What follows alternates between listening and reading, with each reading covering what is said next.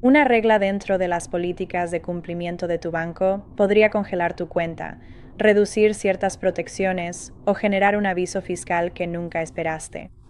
De hecho, ya hay 3 reglas en vigor. Si tu nombre está en una cuenta conjunta con un cónyuge, padre, hijo adulto o socio comercial, cada una de ellas puede aplicarse a ti, incluso si nadie te las ha mencionado nunca. Quédate hasta la tercera regla. Es la que atrapa a las personas que creen que han hecho todo bien. Mi nombre es Lana Maines y no soy experta, pero desgloso exactamente este tipo de información financiera cada semana, un beneficio, una regla, un formulario a la vez. Así que si esto te resulta útil, suscríbete ahora para que no te pierdas el próximo. El patrón que veo una y otra vez no es fraude, ni imprudencia, ni ignorancia financiera. Son personas cuidadosas y responsables que configuraron sus cuentas exactamente como se les indicó hace años y nunca volvieron a revisar la estructura. Las reglas cambiaron, sus cuentas no, y la brecha entre esas dos cosas le está costando a la gente dinero real, acceso real y, en los peores casos, meses de estrés que nunca anticiparon. Nunca te informarán sobre estos cambios en la ventanilla del banco. Tu banco no te llamará. El gerente de la sucursal no programará una revisión. Estos cambios entraron en vigor a través de actualizaciones regulatorias que casi ningún depositante lee, y ahora se están aplicando a cuentas que desde fuera parecen perfectamente normales. Tener una cuenta conjunta y entender lo que esa titularidad significa legalmente son dos cosas completamente diferentes. Millones de personas han tenido cuentas conjuntas durante décadas y nunca se les dijo lo que su banco realmente está autorizado a hacer con esa cuenta, quién es dueño de qué y bajo qué circunstancias ese acceso desaparece. Cerrar esa brecha es lo que hace el resto de este video. Comencemos con lo que realmente significa una cuenta conjunta según la ley bancaria federal, porque la mayoría de la gente lo entiende al revés. La suposición común es una división 50-50, dos nombres, dos mitades. Esa suposición es incorrecta y es la base de todos los errores que vienen después. Por ley federal, una cuenta conjunta estándar no divide la propiedad por porcentaje. Cada titular posee el 100% de los fondos, no la mitad. Esta tenencia conjunta con derechos de supervivencia está regulada por leyes estatales y reconocida por entes federales.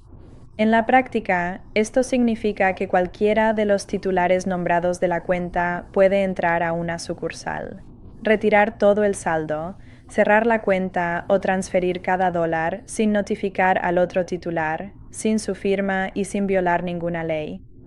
Para una mujer jubilada que comparte una cuenta con un hijo adulto porque era más fácil para pagar las cuentas, ese hijo puede acceder a cada dólar sin su permiso en este mismo momento. Hoy en día no existe ninguna protección federal que lo impida, no hay requisito de notificación y el banco no tiene ninguna responsabilidad si lo permite. Para una pareja con ahorros significativos en una cuenta conjunta, donde uno de los cónyuges comienza a mostrar signos de deterioro cognitivo, el otro cónyuge o cualquier tercero con la cooperación de esa persona puede vaciar la cuenta antes de que alguien se dé cuenta de que existe un problema.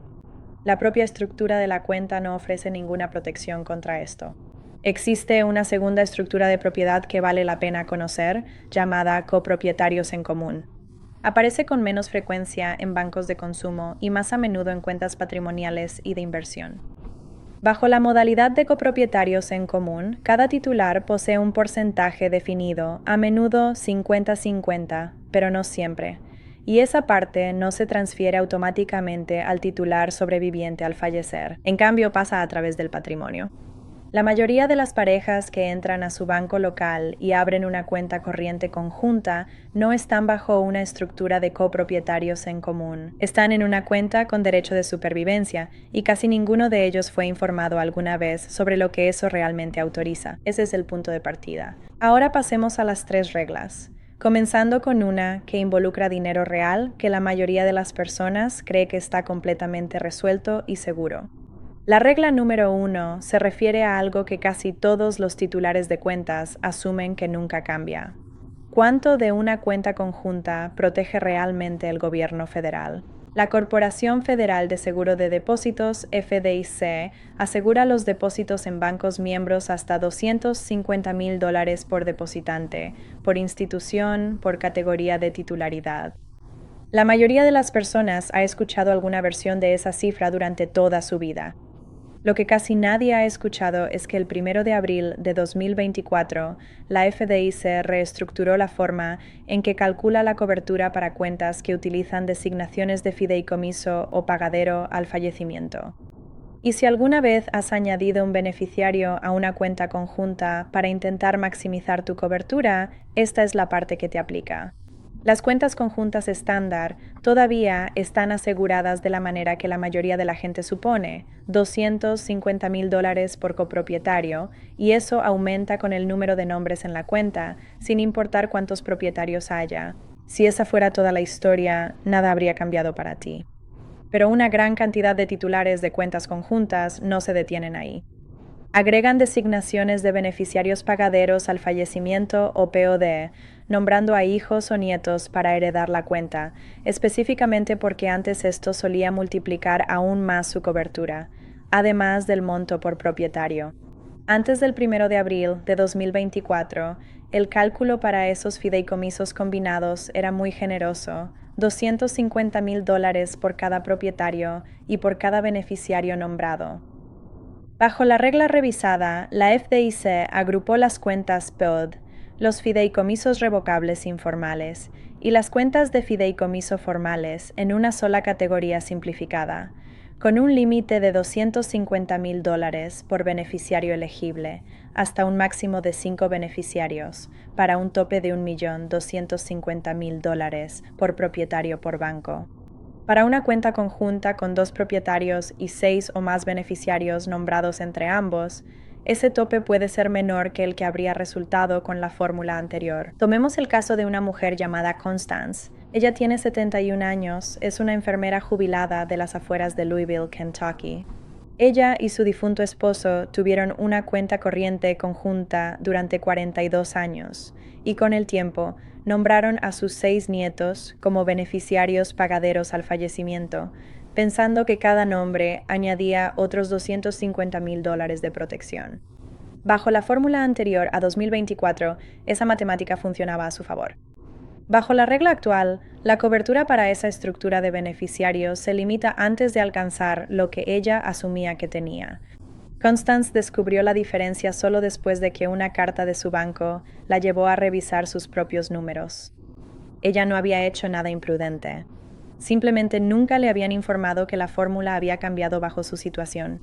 Si tu cuenta conjunta no tiene designaciones de fideicomiso ni de POD y el saldo está por debajo de $250,000 por copropietario, este cambio de regla probablemente no te afecte en absoluto. Si has nombrado a 5 o menos beneficiarios entre todos los titulares de la cuenta, probablemente sigas estando completamente cubierto. La exposición aparece específicamente cuando una cuenta conjunta ha sido estructurada con múltiples designaciones de beneficiarios que se agregaron bajo la antigua suposición de que más nombres siempre significaba más cobertura.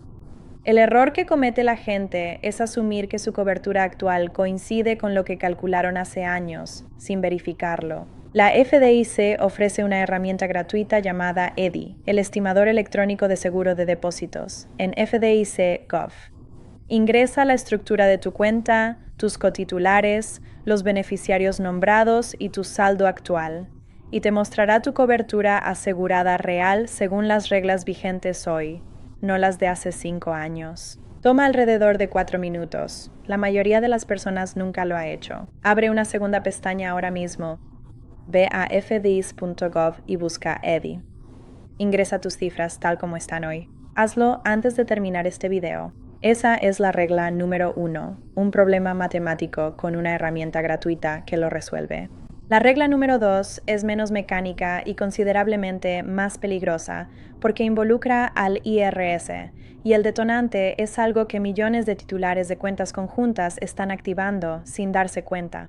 Cuando 2 personas comparten una cuenta conjunta y una de ellas retira una cantidad significativa de dinero, especialmente en una cuenta entre un padre y un hijo adulto o entre una pareja no casada, El IRS puede considerar ese retiro como un regalo sujeto a impuestos de la persona que depositó el dinero a la persona que lo retira. Esto no es una ley nueva. El marco del impuesto sobre donaciones bajo el título 26, sección 2501 del Código de los Estados Unidos, ha existido durante décadas. Lo que importa en este momento es la exclusión anual actual del impuesto sobre donaciones, que es de $18,000 por destinatario por año, y lo fácil que es que la actividad ordinaria en una cuenta conjunta la supere sin que nadie se dé cuenta. La creencia común es que, porque ambos nombres están en la cuenta, mover dinero entre esas dos personas es invisible para el IRS. Eso es incorrecto.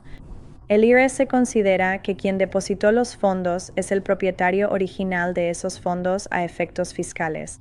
Si el otro titular de la cuenta retira más de $18,000 en un año calendario y ese dinero no era ingreso propio ganado, el exceso puede considerarse como un regalo sujeto a impuestos por parte del depositante. Las parejas casadas tienen aquí una excepción importante.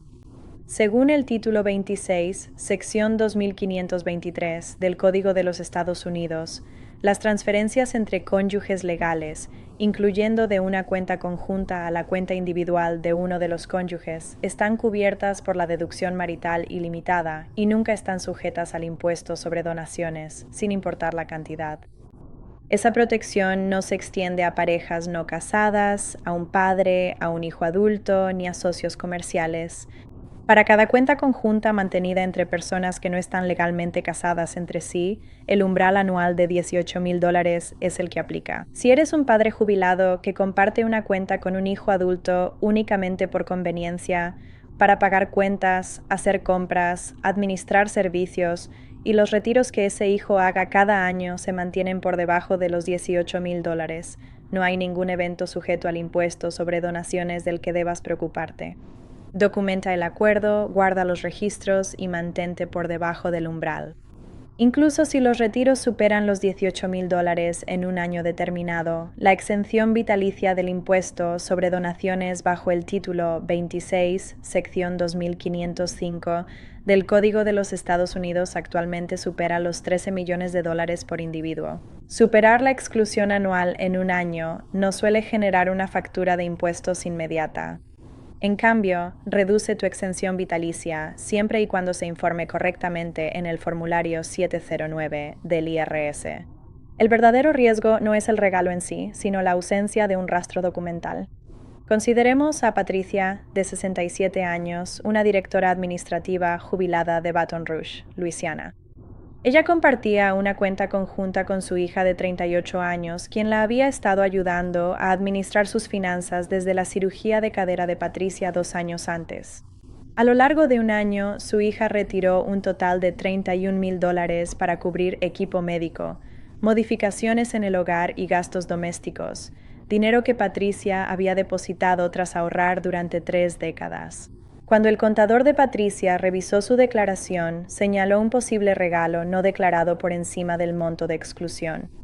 Nunca se había presentado el formulario 709. Las retiradas en sí mismas eran completamente legítimas. El problema era que nada de eso había sido documentado. 2 cosas solucionan esto. Primero, una carta escrita con el propósito de la cuenta, fechada y firmada por ambos titulares, que describa el acuerdo, la gestión de facturas, el apoyo en el cuidado, los gastos compartidos del hogar y que indique que los retiros se realizan en nombre del depositante y no como regalos. Segundo, compara tus retiros anuales con el monto de exclusión vigente. Consúltalo en ears.gov. Si el total lo supera, un experto te ayudará con el formulario 709. Que suele ser informativo y no genera impuestos, es manejable con una revisión anual. Lo que no requiere es un abogado. Lo que sí requiere es que no lo ignores. La regla número 3 es la que puede quitarte el acceso a tu propio dinero casi de la noche a la mañana y puede suceder por algo que hizo la otra persona en tu cuenta, no tú. Los bancos operan bajo la Ley de Secreto Bancario y las reglas de reporte de FinCEN, que les otorgan una amplia autoridad discrecional para congelar una cuenta cuando una actividad activa una revisión interna de cumplimiento. En una cuenta conjunta, esa revisión se aplica a la cuenta en sí, no a la persona que realmente la provocó, lo que significa que el comportamiento financiero de un copropietario puede dejar a ambas personas sin acceso al mismo dinero.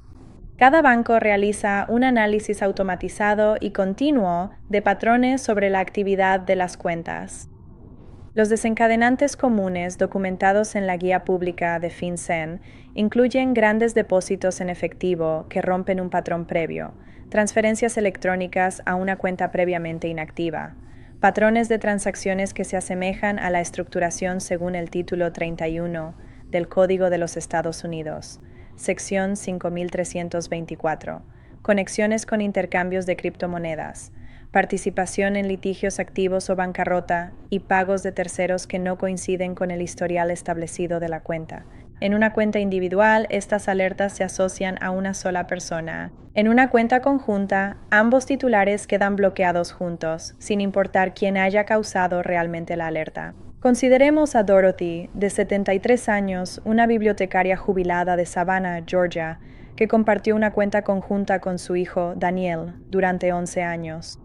Daniel tenía un pequeño negocio de jardinería y comenzó a aceptar pagos a través de una plataforma vinculada a esa cuenta compartida.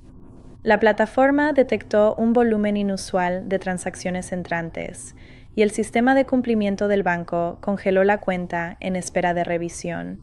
Dorothy tenía $34,000 en esa cuenta, su fondo de emergencia, su reserva para el impuesto a la propiedad, su presupuesto anual para medicamentos, y no podía tocar ni un solo dólar mientras durara la revisión. Si compartes una cuenta con un hijo adulto principalmente por conveniencia y el saldo se mantiene modesto, con actividad mensual regular y predecible, tu exposición aquí es relativamente baja. El gasto doméstico ordinario no genera los patrones de alerta que desencadenan estas revisiones. Las revisiones se enfocan en actividades inusuales, no en el pago rutinario de facturas.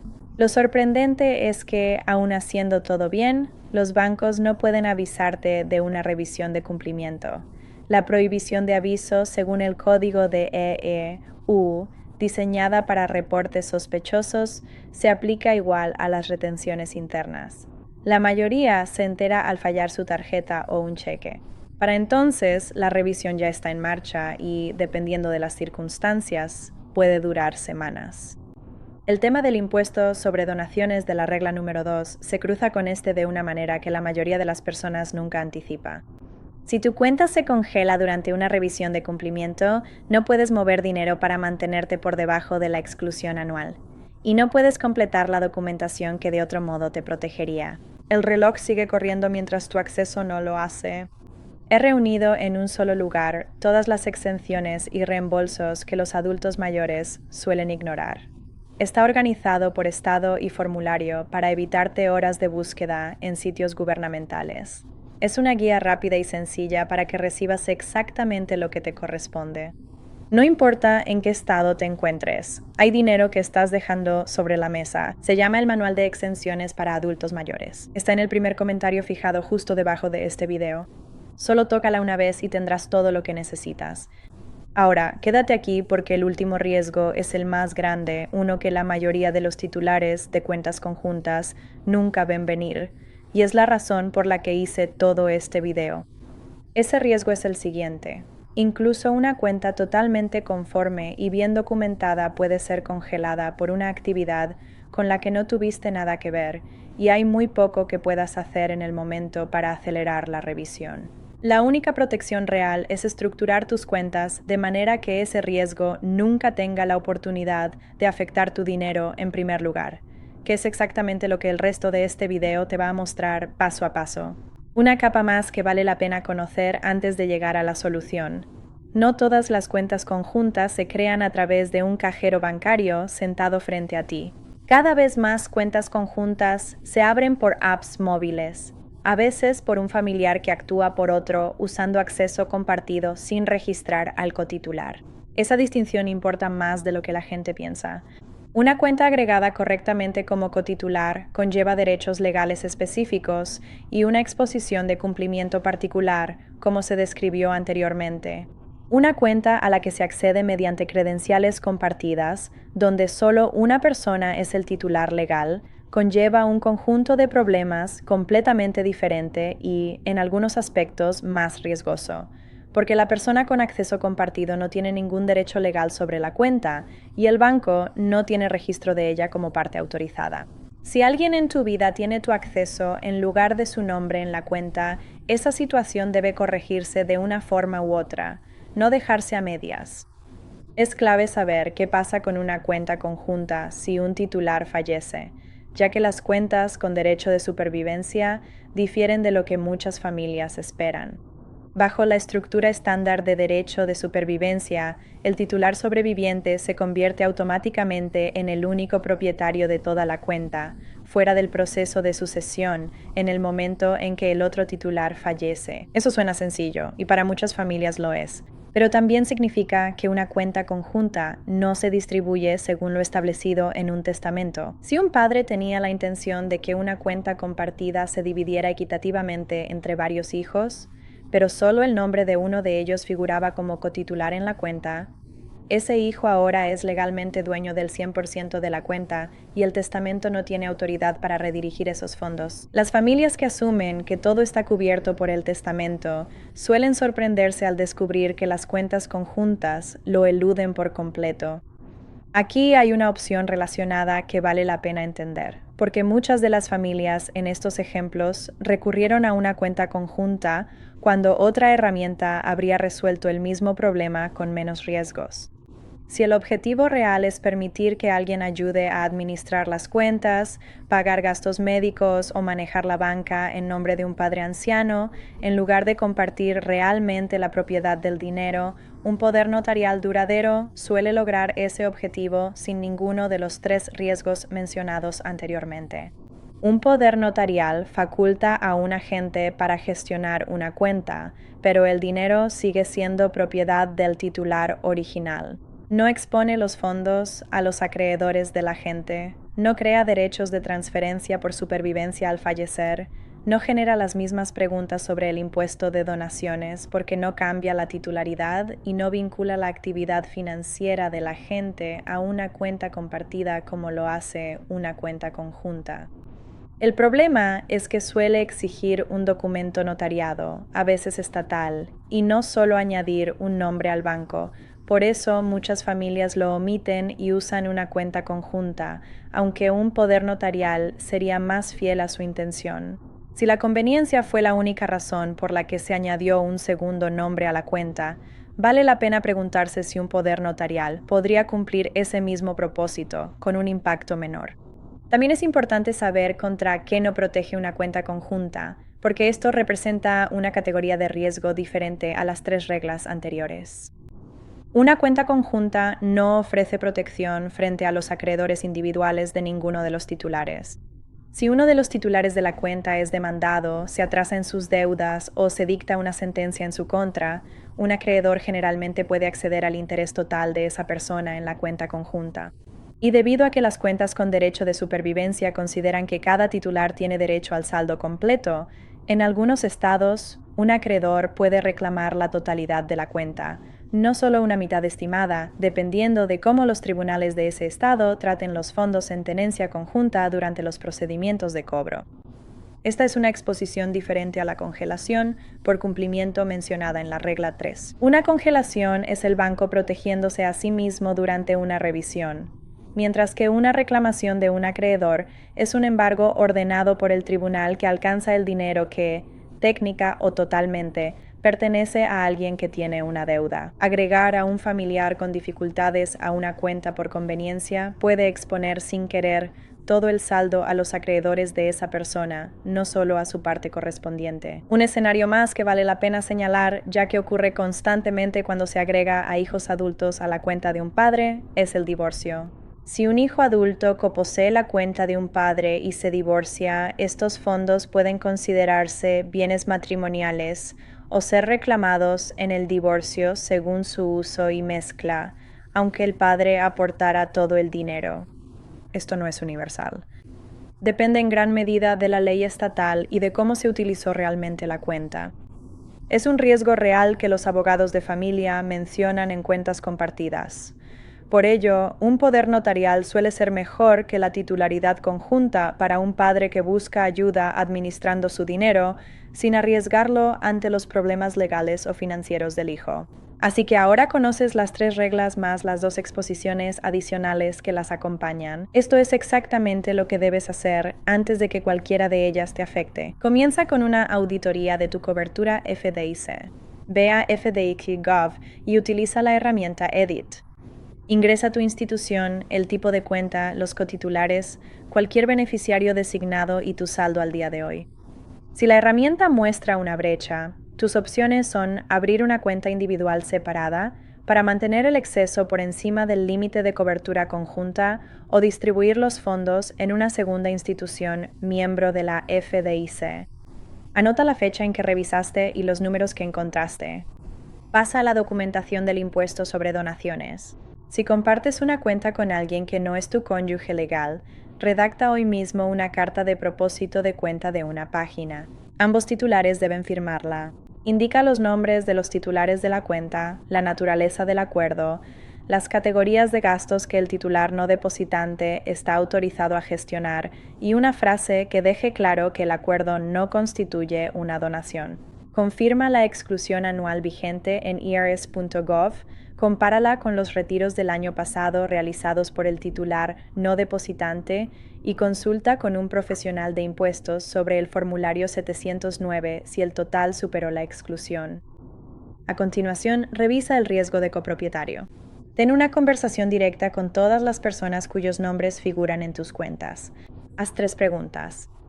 ¿Tienes algún litigio activo, bancarrota o actividad de cobro en curso?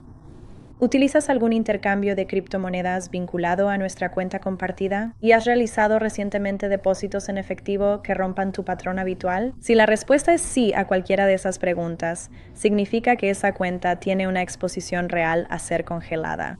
Tu acción debe ser la separación de cuentas. Mantén tus propios fondos en una cuenta individual y limita la cuenta conjunta al saldo específico que realmente requiera su propósito declarado. Luego, gestiona tu solicitud de política bancaria. Llama a tu banco y pregunta 2 cosas. ¿Cuál es su política sobre congelamiento de cuentas durante revisiones de cumplimiento? ¿Y cuál es su proceso para solicitar una liberación por dificultades para gastos esenciales documentados? Durante una retención activa, anota con quién hablaste, la fecha y lo que te dijeron. No todos los bancos otorgan liberaciones por dificultades, pero conocer el proceso antes de necesitarlo es la diferencia entre una demora manejable y una verdadera emergencia. Después de eso, construye la documentación de la estructura de tus cuentas. Guarda una carpeta, física o digital, a la que también pueda acceder un familiar de confianza. Debe contener tu acuerdo de cuenta actual que muestre el tipo de titularidad, una copia guardada de tus resultados EDI con la fecha de hoy, tu carta firmada de propósito de la cuenta, cualquier documentación de depósitos grandes de los últimos 2 años y tus notas de la llamada sobre la política del banco. Si alguna vez revisan tu cuenta, esa carpeta es la forma de demostrar que todo estaba en orden antes de que surgiera cualquier pregunta. Por último, fija la fecha de tu revisión anual. Elige una fecha para el próximo año. Ponla en tu calendario y repite todo el proceso. Vuelve a ejecutar el EDE. Reconfirma la exclusión actual del impuesto sobre donaciones. Hazle a tu cotitular las mismas 3 preguntas de riesgo y actualiza tu carta de propósito de la cuenta si algo en el acuerdo ha cambiado. Ninguna de estas reglas fue anunciada en una carta que tu banco te haya enviado por correo. La única manera de anticiparte al próximo cambio es crear el hábito de verificarlo tú mismo. Antes de irte, repasa toda esta lista una vez con la cuenta real frente a ti en lugar de hacerlo de memoria.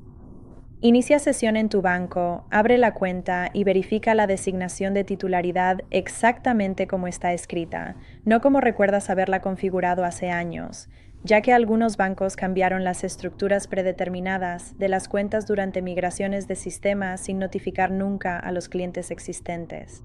Confirma si hay beneficiarios registrados. Cuéntalos y anota la fecha junto a tus notas para que tengas un registro de cuándo fue la última vez que lo verificaste. Si encuentras algo que no coincide con lo que pensabas que tenías, como un beneficiario adicional que no recuerdas haber agregado, un tipo de cuenta que indica algo diferente a lo que esperabas, o un saldo que ha superado un umbral que no habías considerado, ese es exactamente el tipo de situación que este video fue creado para ayudarte a detectar antes de que se convierta en un problema, en lugar de después. Si esto te generó dudas sobre una cuenta que compartes con otra persona, vale la pena tener esa conversación directamente con ella, en lugar de asumir que todo ya está entendido entre ustedes. Gran parte de la exposición que se cubre aquí no proviene de malas intenciones por parte de nadie. Proviene de dos personas que abrieron una cuenta juntas hace años y nunca volvieron a revisar lo que esa configuración realmente significa bajo las reglas actuales. Solucionar eso requiere una conversación, un documento y unos 20 minutos usando una herramienta gratuita del gobierno. Eso es un pequeño esfuerzo comparado con lo que cualquiera de estas tres reglas puede costarte si te toma por sorpresa.